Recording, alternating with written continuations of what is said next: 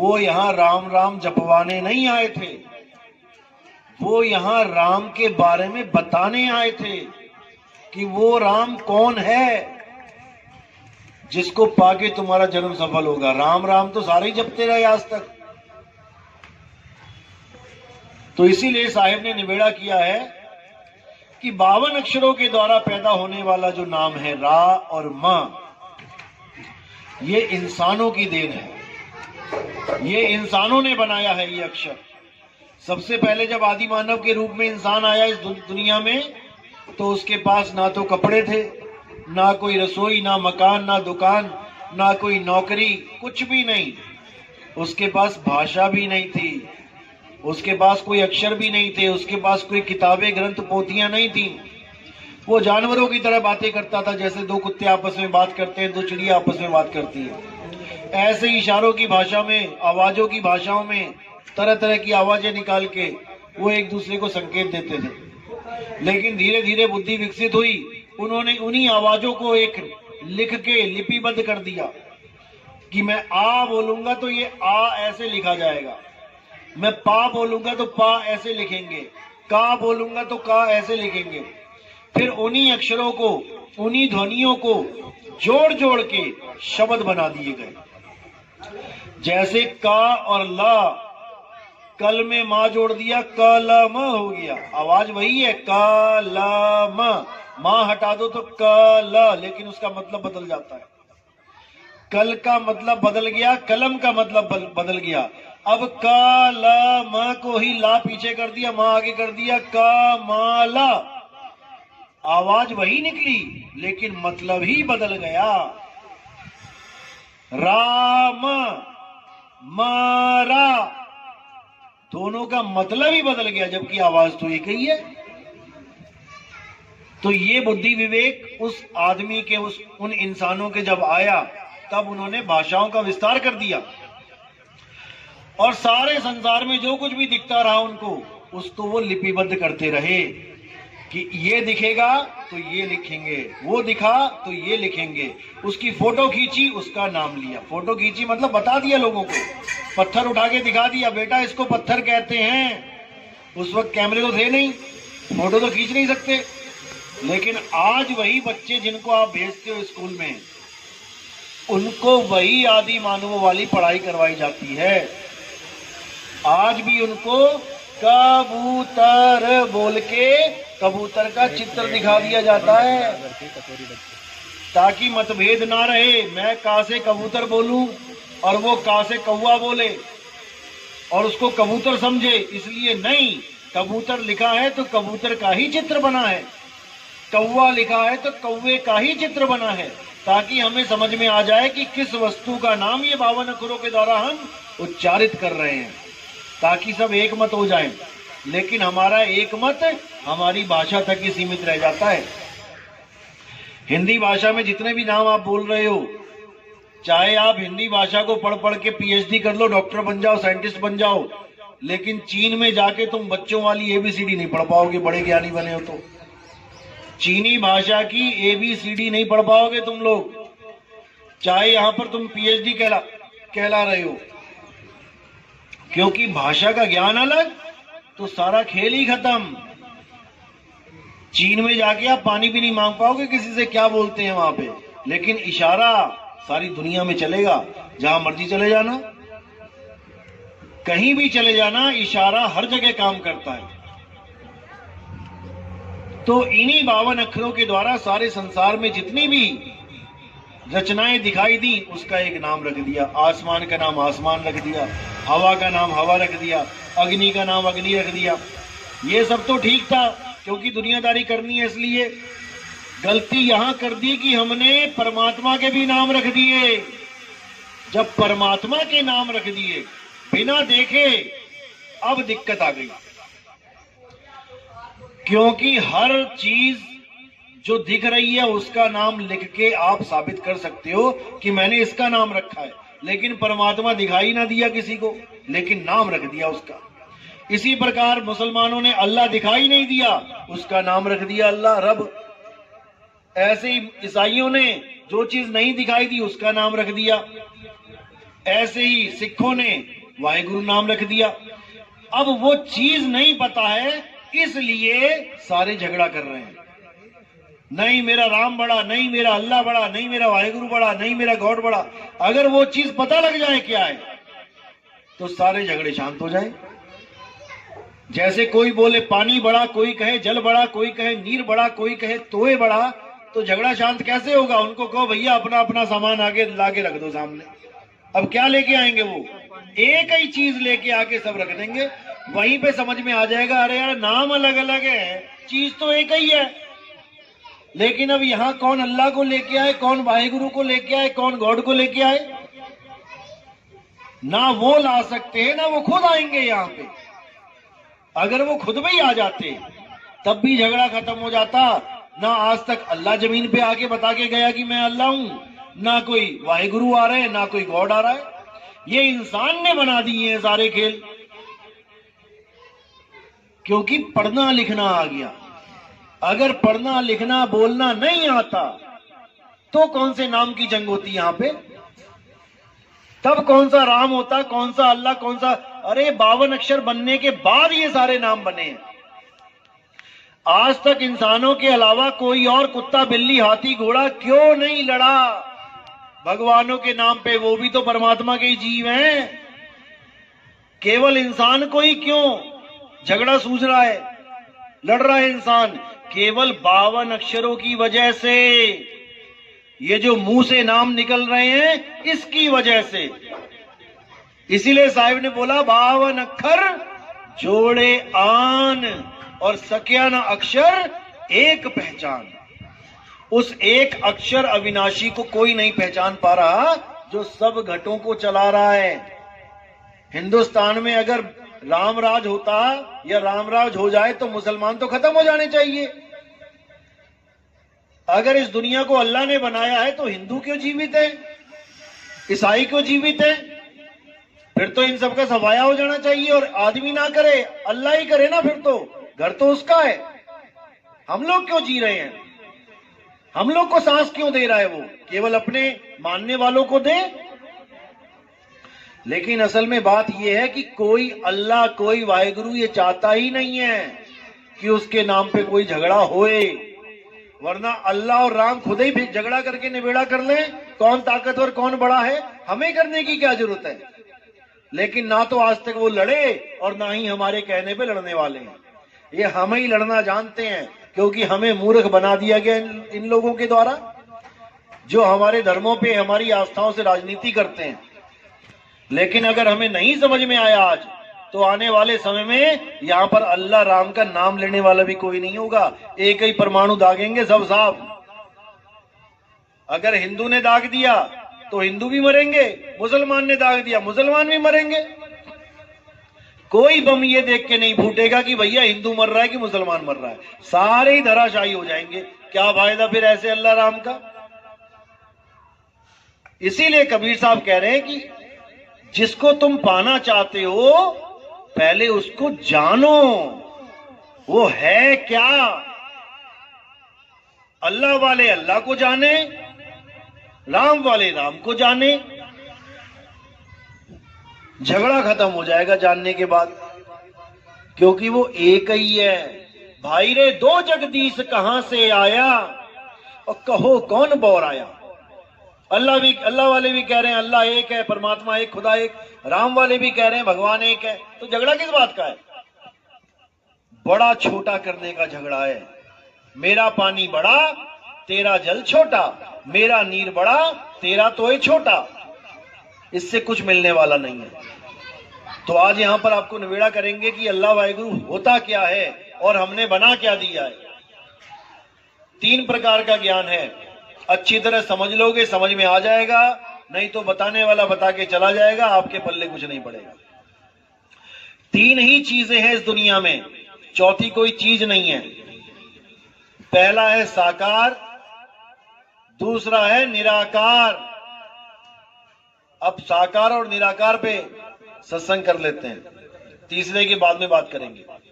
साकार क्या है? ये सारी दुनिया में जितने भी रूप दिखाई दे रहे हैं ये सब साकार है। लेकिन ये आए कहां से? आए कहां से? निराकार से। किसी को शक है? कोई भी ग्रंथ पढ़ लो आप, शिव के भगत हो, शिव महापुराण पढ़ लो, उसमें साफ लिखा है, सृष्टि रचना पढ़ो, कि शिवजी ही निराकार रूप से साकार रूप धारण करते हैं। यानी पहले निराकार थे, फिर साकार हो गए। आप विष्णु महापुराण उठा के देख लो, उसमें लिखा है विष्णु जी के दो स्वरूप हैं, एक निराकार, एक साकार। निराकार से ही साकार जगत का सृजन होता है। अब देवी भागवत उठा लो, वहां पर भी लिखा है कि सृष्टि बनने से पहले मां दुर्गा ना स्त्री हैं, ना पुरुष हैं, ना नपुंसक हैं, वही निराकार हैं, और निराकार से ही साकार की उत्पत्ति होती है। बिल्कुल स्पष्ट हो गया, साकार ही निराकार है, इन दोनों में कोई भेद नहीं है। अगर कोई ये सोचता है कि साकार और निराकार अलग अलग वस्तु हैं, तो उसको अभी ज्ञान ही नहीं है। बर्फ और पानी, इनमें कोई भेद नहीं है। पानी के रूप में निराकार है, सब जगह विराजमान है। जैसे आपने एक पतीले में पानी डाला तो ऐसा कोई कोना नहीं बचेगा जहां पानी नहीं लग रहा है। 1 लीटर पानी डाल दिया, अब आपने उसी 1 लीटर पानी को ग्लास में जमा दिया और उसी पतीले में डाला, तो क्या चारे कोने भर जाएंगे? उससे नहीं भरेंगे, वो एक ही जगह खड़ा रहेगा बर्फ रूप में। वो हो गया साकार, और पानी के रूप में वो हो गया निराकार। लेकिन है एक ही चीज। तो क्या कबीर साहब इसकी महिमा गा रहे हैं, साकार और निराकार की? कबीर साहब तो लानत दे रहे हैं उन लोगों पे। कहते मैं देखूं तुझको और तू देखे कहीं और, लानत ऐसे चित पर एक चित दो ठौर। कहते लानत है ऐसे चित पर। चित यानी आप सबके पास चित है। आधों का चित लग गया साकार में, आधों का चित लग गया निराकार में, और साहिब कह रहे लानत है ऐसे चित पर जो कभी साकार में और कभी निराकार में ही उलझा रहता है, जबकि दोनों एक ही हैं। आपने कई सत्संगों में देखा होगा, महात्माओं के भगत लोग जाते हैं और एक दूसरे के पैर छूते हैं। आपने छुए? किस किस ने छुए हैं? हाथ खड़े करो। किसी ने नहीं छुए, आप लोग ने छुए हैं। अब देखो, अब किसके पैर छू रहे हैं जाके? अब वो चाहे अंडा खा के आया, चाहे मीट खा के आया, चाहे गोली मार के आया, किसी को सत्संग में खड़ा हुआ और आपने जाके पैर छू लिए। आपने पूछा पैर छूने से पहले कि भैया क्या कर्म करके आया तू? उठ के सबके पैर छू लिए, भगवान बना दिया सबको, और क्या बोल दिया? तू ही निरंकार। अब देखो, साकार को ही बोल दिया तू ही निरंकार। समझो इस बात को। साकार के पैर छू के उसको कह दिया तू ही निरंकार, तो तब भी नहीं समझ पाए कि साकार निराकार एक को ही है, एक को ही है। कान ऐसे पकड़ाए थे तो किसी ने कह दिया अरे बेवकूफ तूने कान पकड़ लिए, तो क्या करूं? ऐसे पकड़। अरे वही है। साहिब कहते हैं कोई निर्गुण में रीझ रहा, कोई सरगुण ठहराए, अटपट चाल कबीर की मुंह से कही ना जाए। दादू जी की वाणी है। कोई साकार में उलझ गया, कोई निराकार में उलझ गया, और है एक ही चीज। अब इसी साकार और निराकार को देख कौन रहा है? जिस दिन तुमने ये विचार कर लिया, तुम्हारे पर्दे खुल जाएंगे। साकार को कौन देख रहा है? मैं ही देख रहा हूं। और निराकार को कौन देख रहा है? मैं ही देख रहा हूं। जब दोनों को मैं देख रहा हूं तो मैं क्या हूं? जिस दिन ये समझ में आ गया, जिस दिन ये समझ में आ गया कि मैं कौन हूं, उस दिन साकार और निराकार की महिमा खत्म हो जाती है। जब तक ये नहीं पता लगा कि मैं कौन हूं, जब तक दूसरे को ही पूजोगे, तब तक दूसरे को ही पूजोगे। लेकिन जब समझ में आ जाएगा कि मैं कौन हूं, उसके बाद दूसरा खत्म हो जाएगा। तो मैं क्या हूं? आत्मा हूं। हे अर्जुन, तू मैं और ये सारे राजा महाराजा हम शरीर नहीं हैं, हम आत्मा हैं। अध्याय 2 पढ़ो। ऐसा कोई समय नहीं था जब तू, मैं और ये राजा महाराजा नहीं थे, और ऐसा कोई समय नहीं आएगा जब तू, मैं और ये राजा महाराजा नहीं होंगे। तो फिर कौन मरा? इतना बड़ा युद्ध हो गया, मरा कौन? जब कोई समय ही नहीं था, जब हम तुम नहीं थे, और ऐसा कोई समय नहीं आएगा जब हम तुम नहीं रहेंगे, तो मरा कौन? कोई नहीं मरा, केवल शरीर खत्म हुए हैं। और शरीर तो हम हैं ही नहीं, शरीर तो कपड़े हैं इस आत्मा के। आज ये इंसानी कपड़े पहन लिए, कल को क्या पता शेर चीते के कपड़े पहनने पड़ जाएं। इसीलिए बोला गया इंसानी चोला बार बार नहीं मिलता। इंसानी चोला, चोला क्या होता है? कहते ना बाबा जी का चोला देखो, कपड़े। इंसानी चोला है ये, कपड़े पहने तुमने। कहां मिले ये कपड़े? सड़क पे पड़े हुए मिले, पहन लिए। ये मां के गर्भ में पहन के आए हो। तुमने आदमी के कपड़े पहन लिए और कुछ ने औरतों के कपड़े पहन लिए। जैसे पजामा लेने जाओ तो 2 तरह के पजामे मिलते हैं, एक लेडीज एक जेंट्स। कोट लेने जाओ तो लेडीज जेंट्स, चश्मा लेने जाओ लेडीज जेंट्स। ऐसे ही मां के गर्भ में जो हमें शरीर मिलता है वो भी लेडीज और जेंट्स होता है, लेकिन हम कपड़े नहीं हो जाते, हम तो उसको पहन रहे हैं। हम कपड़े पहन रहे हैं और अंत समय में हम ये कपड़े उतार देंगे और इन कपड़ों को छोड़ के चले जाएंगे। अब किसी की मां मरी तो जमीन पे क्या पड़ा है? मां पड़ी है कि कपड़े पड़े हैं? कपड़े पड़े हैं। मां को तो आप कहते हो माता मुझे छोड़ के चली गई। अब जो चली गई वो तुम कभी पहचान ही नहीं पाए कि चली कौन गई। जिसको माता माता कहते थे वो तो ये पड़ी है, यानी सारी उम्र कपड़ों को ही माता माता करते रहे, सारी उम्र कपड़ों को ही पिता पिता करते रहे। अपनी मां और अपने पिता को हम जान ही नहीं पाए कि उनका स्वरूप क्या है। इस चमड़े को, इस मिट्टी को ही माता और पिता मान के बैठ गए, जबकि ना तुम मिट्टी हो और ना तुम्हारे मां बाप मिट्टी हैं। ना तुम आदमी हो ना औरत हो, ये कपड़े हैं, आपने धारण किए हैं कुछ समय के लिए। आप एक आत्मा हो जिसका कभी नाश नहीं होता। तो जब तुम कपड़े नहीं हो, तुम आदमी औरत नहीं हो, तो भगवान राम क्या हैं? कपड़े हैं? नहीं है। भगवान राम ने भी मनुष्य का चोला धारण किया था। विष्णु जी ने अवतार देखो, विष्णु जी के पहला अवतार क्या है? मछली।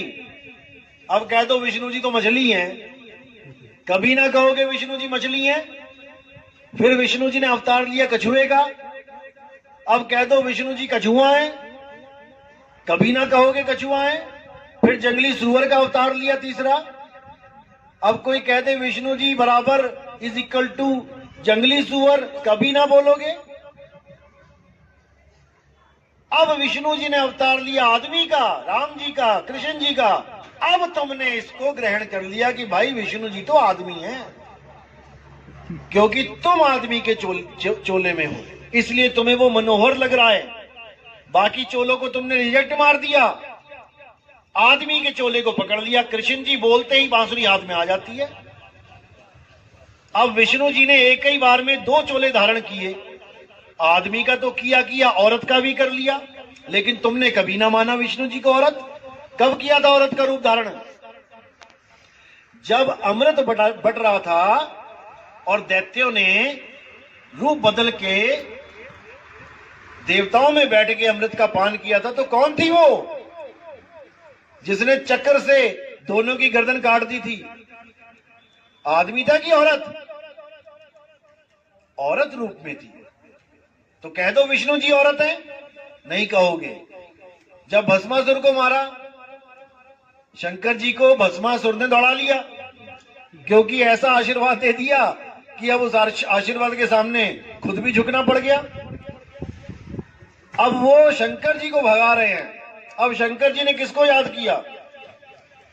विष्णु जी को, कि बचाओ प्रभु, कहां फंस गए।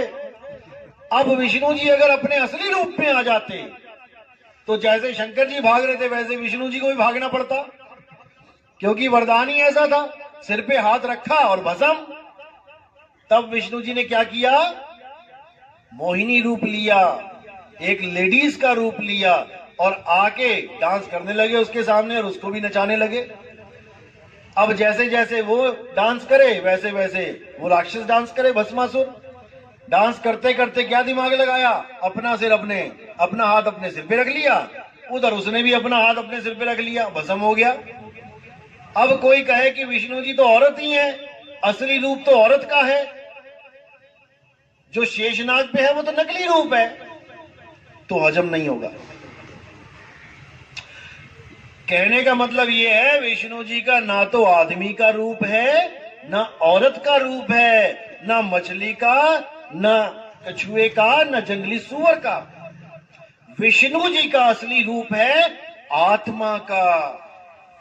विष्णु जी आत्मा है, राम जी आत्मा है, कृष्ण जी आत्मा है। शरीर तो उन्होंने केवल लीला करने के लिए धारण किया है, जैसे आप लोग आत्मा हैं। शरीर तो केवल ये दुनियादारी करने के लिए धारण किया है। आप नहीं मिट्टी हो गए, आप नहीं आदमी और औरत हो गए।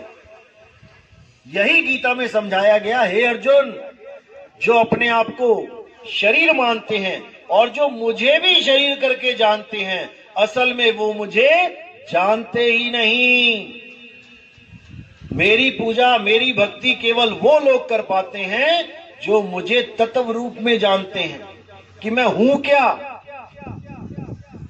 क्योंकि उन्होंने महिमा किसकी गाई है गीता में? जिसको शस्त्र काट नहीं सकता, अग्नि जला नहीं सकती, वायु सुखा नहीं सकती, जल भिगो नहीं सकता। कौन है वो? आत्मदेव है, अजन्मा है। लेकिन हम किसकी पूजा करने में लग गए? जिसके पैर में तीर लग गया था। किसके लगा था? कृष्ण जी के। कृष्ण जी के। तो जब वो कह रहे हैं कि जिसको शस्त्र काट नहीं सकता, अग्नि जला नहीं सकती, तो हमें कब कहा उन्होंने कि जिसके पैर में तीर लग जाए उसकी पूजा करो? उन्होंने कहा जहां तीर भी ना लग पाए उसको जानो अर्जुन।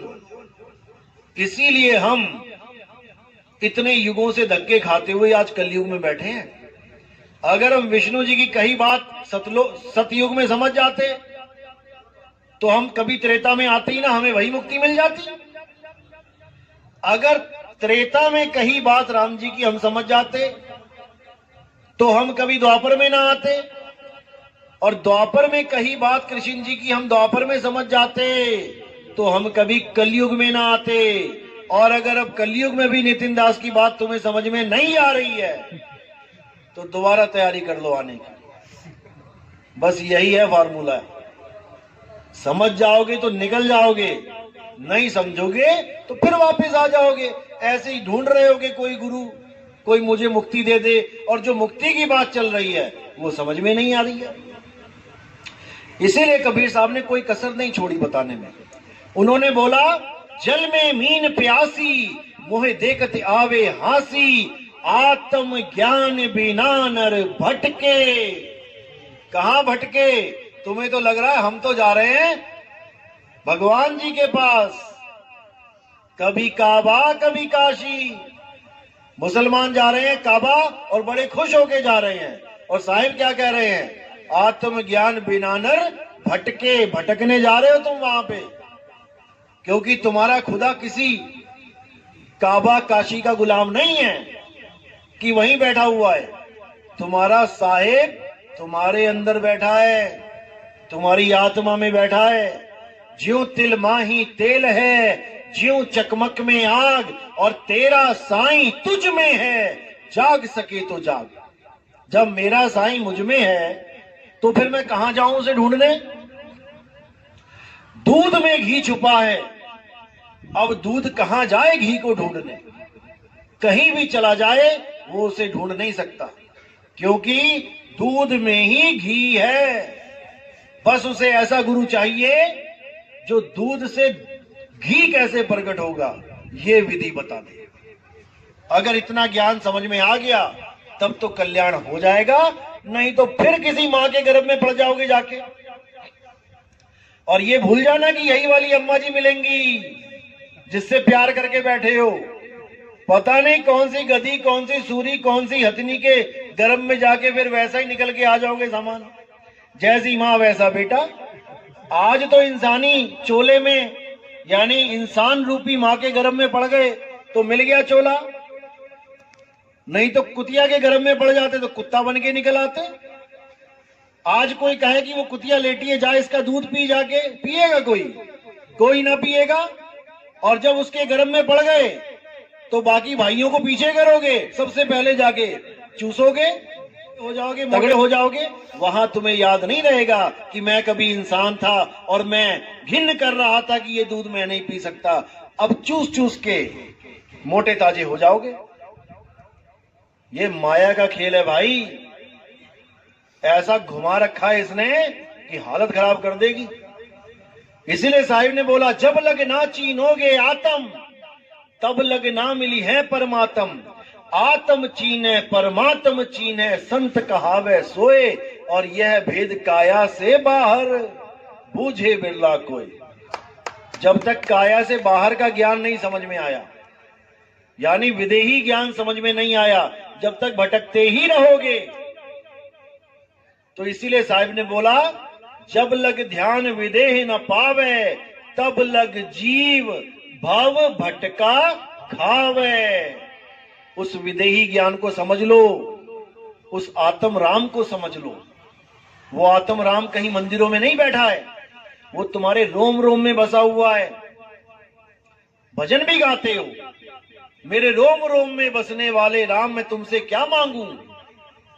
और रोम रोम की जगह ढूंढने कहां जाते हो? मंदिर में। अब कहते हो मैं तुमसे क्या मांगू, और इतनी लंबी लिस्ट लेके जाते हो वहां पे। सब उल्टा चल रहा है काम। कुछ मांगने की जरूरत नहीं है भाई, बिना मांगे सब कुछ मिलेगा। लेकिन तुम्हें भगवान को केवल एटीएम बना के शो कर दिया गया है कि मंदिर जाना है तो ऐसे मंदिर में जाओ जहां तुम्हारी इच्छा पूर्ति हो जाए। उसका नाम भी यही रख दिया, इच्छा पूर्ति मंदिर। मतलब घर बैठ के अगर तुम मांगोगे तो उसने कानों में उंगलियां दे रखी हैं, और वहां जाके मांगोगे तो वो सुन लेगा। कमाल कर दी। इसी भरम में सारा जग भूल रहा है। हमारा साहिब हम में है। कस्तूरी कुंडल बसे मरग ढूंढे बनमाही, और ऐसे रमता राम है ये दुनिया जाने नाही। ये दुनिया नहीं समझ सकती उसको, क्योंकि जितने भी लोग हैं उन्होंने भगवान को एक बिजनेसमैन समझ लिया है। भगवान जी मुझे ये दे देना, मैं तुम्हें वो दे दूंगा। यही बिजनेस चल रहा है।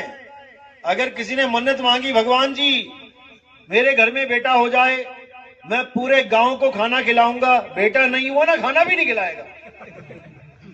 इतना स्वार्थी है ये। कहेगा पहले मेरे बेटा होना चाहिए तब खिलाऊंगा खाना। इतना स्वार्थी है। तो ऐसे लोगों को क्या परमात्मा मिलेगा? भूल जाओ। तो इसी को बार बार संतों ने समझाया, कोई कमी नहीं छोड़ी, लेकिन ये मूर्ख जीव समझ नहीं पाया। तो अब समझना है, अब इस मूर्खता को छोड़ना है। आत्म में राम, राम में आत्म, चीनस गुरुमुख विचारे। गुरबाणी यही समझा रही है, लेकिन हमें नहीं समझ में आ रहा। हम अपने आप को छोड़ के हर चीज को पकड़ने में लगे हैं। आत्मा को छोड़ के हर चीज माया है।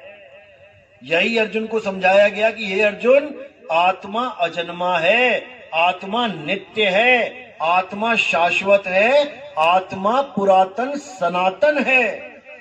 जो आत्मा के पुजारी हैं असल में वही सनातनी हैं। सनातनी यानी जिसका कोई आदि और अंत ना हो। कहते हैं ना, हिंदू धर्म का कोई आदि और अंत नहीं है, सनातन धर्म का आदि और अंत नहीं है। वो तब नहीं है जब तुम आत्मज्ञानी हो जाओ। अगर तुम राम जी के पुजारी हो तो सत्युग त्रेता, त्रेता से पहले दिखाओ राम जी कहां है? आदि और अंत में आता है त्रेता क्या? अगर तुम विष्णु जी के पुजारी हो तो सतयुग, तुम कृष्ण जी के पुजारी हो तो द्वापर युग, तुम किसी और गुरु के पुजारी हो जिसको तुमने भगवान मान लिया तो ये तो कलियुग। इसीलिए 10वीं पातशाही को पूछा गया तुम्हारा गुरु कौन है? उन्होंने क्या बोला? आदि अंत एको अवतारा, सोई गुरु समझो हमारा। उन्होंने 9वीं पातशाही का नाम नहीं लिया कि ये गुरुजी मेरे गुरुजी हैं। उन्होंने कहा वो मेरा गुरु है जो आदि अंत तक एक ही अवतार में रहता है। और वो क्या कौन है? आत्मदेव। हे अर्जुन, आत्मा ना तो कभी जन्म लेता है ना ही आत्मा की कभी मृत्यु होती है। आदि और अंत तक केवल आत्मा ही आत्मा होता है, इसके अलावा कुछ नहीं। बाकी सब जन्मते हैं, मरते हैं, आते हैं, जाते हैं, लेकिन आत्मा अचल हमेशा एक ही रस में रहता है। वो परिवर्तित नहीं होता, क्योंकि परिवर्तन होने वाली हर चीज माया है। बर्फ जब पिघल जाती है तो वो पानी बन जाती है, माया है। साकार कहां से आया? निराकार से। निराकार ही जब साकार बन रहा है तो माया है, और साकार निराकार हो जाता है तो भी माया है। वो क्या है जो कभी नहीं बदलता? वो आत्मा है। आत्मा सदा एक रस रहता है। तो निराकार साकार की भक्ति जो है वो नीचे लेवल की भक्ति है। सबसे नीचे साकार की भक्ति है, उससे ऊपर निराकार की भक्ति है दोनों एक ही। लेकिन जैसे सिक्के के दो पहलू हैं, हेड और टेल, है एक ही सिक्के के पहलू, लेकिन जो तुम मांगते हो वो आ जाए तो जीतते हो, और जो दूसरा आ जाए तो हार जाते हो। बस यही खेल चल रहा है, यही खेल चल रहा है। जो तुम्हें समझ में आ गया कि मैं तो साकार का भगत हूं, वो तुम्हारे सामने रख दे तो तुम खुश हो जाते हो, अरे क्या बात है, भगवान जी आ गए। और जो निराकार के भगत हैं, जब उनसे निराकार की बात करो तो वो खुश हो जाते हैं, वाह वाह वाह क्या बात है, क्या ज्ञान है। दोनों ही अज्ञान है, दोनों ही अज्ञान है। अब साकार निराकार दोनों से न्यारा क्या है?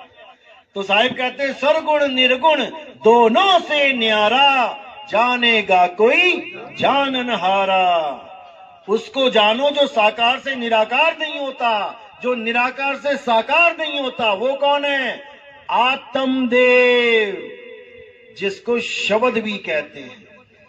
कबीर साहब की वाणी में जहां भी शब्द लिखा हुआ है वहां पर दो प्रकार के शब्द हैं, एक तो खंडित शब्द जो अक्षरों से बनते हैं, और एक अखंड शब्द जिसको नाम अखंड बोला जाता है, और वो आत्म राम है। नाम अखंड अंडा, सार शब्द गरजे बरमंडा। सार शब्द यानी वो परमात्मा, वो आत्म देव। जहां देव लगा है वो परमात्मा के लिए है, और जहां जीव लगा है वो जीवात्मा के लिए है। धक्के खाने वाले लोग जीवात्मा होते हैं, और जो अचल अवस्था में रहते हैं वो परमात्मा परम पद को प्राप्त होते हैं। इसीलिए गरीबदास जी ने बोला कोटि तो ब्रह्मा भय और कोटि भय ईश, साहिब तेरी बंदगी से जीव बने जगदीश। जैसे समुद्र नीचे अचल है, ऊपर लहरें चल रही हैं।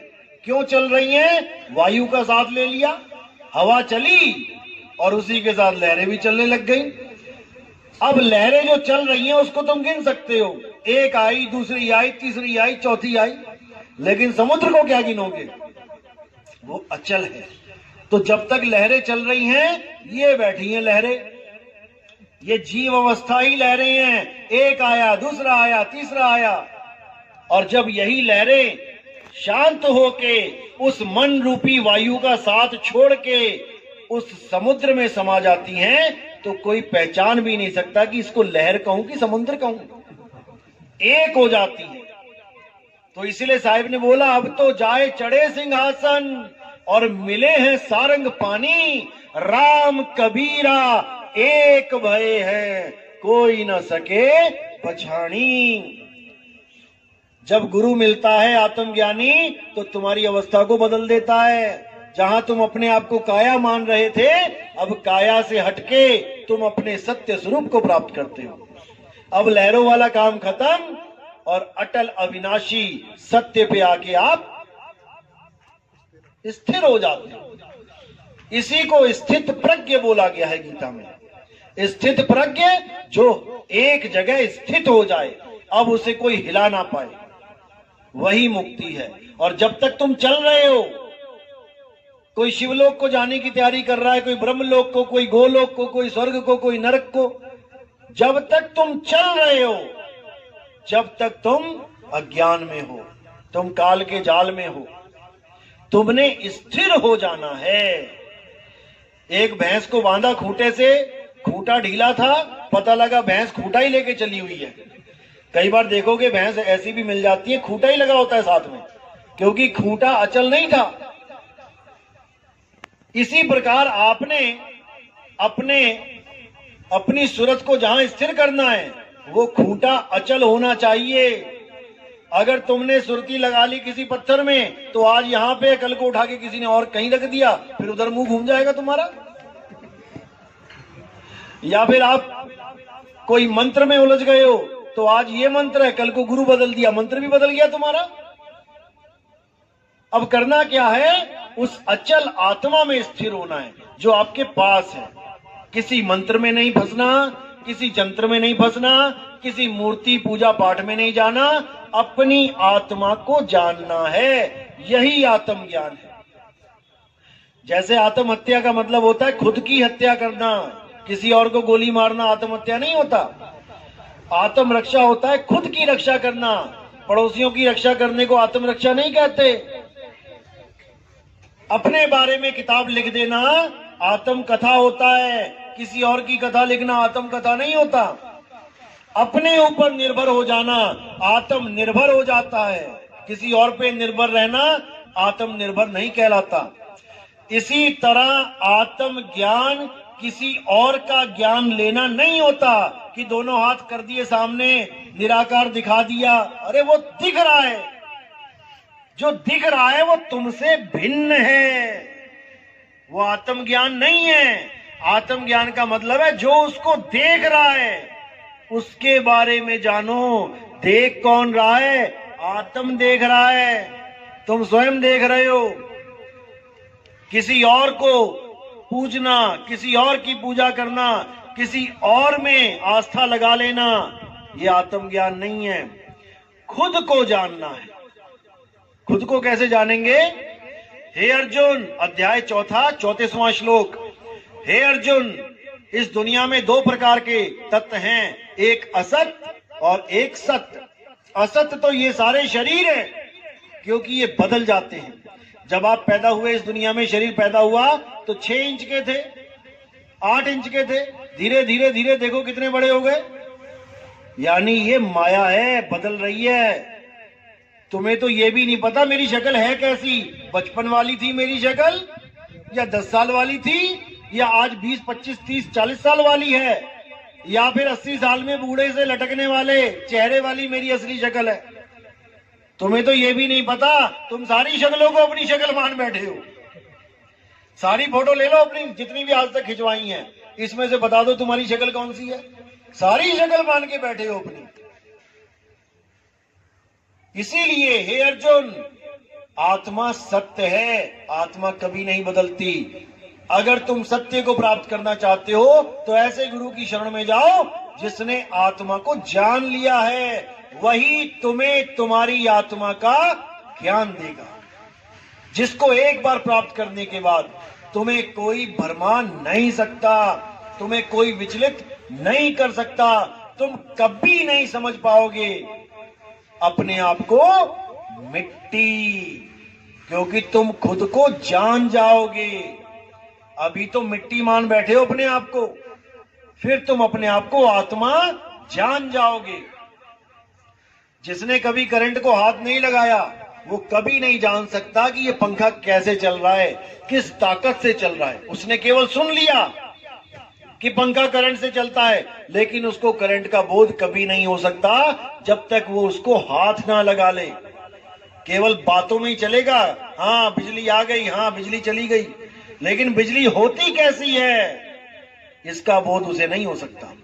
इसी प्रकार आत्मा आत्मा तो सारे कर रहे हैं, जो गीता भागवत का पाठ करने आ रहे हैं 7-7 दिन आत्मा आत्मा तो वो भी चिल्ला रहे हैं, लेकिन देखना फिर क्या करवाते हैं। पूरा दिन आत्मा आत्मा करके शरीर की पूजा, वो भी शरीर क्या बोलूं पत्थर है, पत्थर की पूजा करवा के भेज देते हैं घर। अब कहां गई तुम्हारी आत्मा, अब कहां गया तुम्हारा आत्मज्ञान? किसी को नहीं समझ में आ रहा कि हमारे साथ करवाया हमें क्या बताया जा रहा है, कैसे हमें घुमा दिया जा रहा है। इसीलिए कबीर साहब को बोलना पड़ा, कबीर आत्म ज्ञान का पड़ा नगर में शोर, और पूछो कैसी आत्मा देखते दांत निपोर। उनको पूछो आत्मा होती कैसी है? क्या आत्मा के 2 हाथ होते हैं, 2 पैर होते हैं, या आत्मा कोई ज्योति प्रकाश होती है? आधी दुनिया इसको ज्योत को आत्मा मान के बैठी है। मैंने ज्योत देख ली, मैंने प्रकाश देख लिया, मेरा कल्याण हो गया। अरे वो दृश्य है, ज्योत एक दृश्य है जो तुमने देख लिया। ज्योत को देखा किसने, उसका स्वरूप क्या है? जब तक इसको नहीं जाना, जब तक आत्मज्ञान नहीं हो सकता। अब ज्योत क्या है? गुरबाणी में क्या बोला? अरे मन तू ज्योत स्वरूप है, अपना मूल पहचान। ये तुम्हारा मन है जिसको तुमने आत्मा मान लिया, परमात्मा मान लिया ज्योत को। यही ज्योत सारी संसार की रचना करके 184 बना के बैठी है। अव्वल अल्लाह नूर उपाया, कुदरत के सब बंदे, एक नूर ते सब जग उपजया। कौन भले कौन मंदे। किससे बना है दुनिया? नूर से। नूर क्या है? ये मन ही है नूर।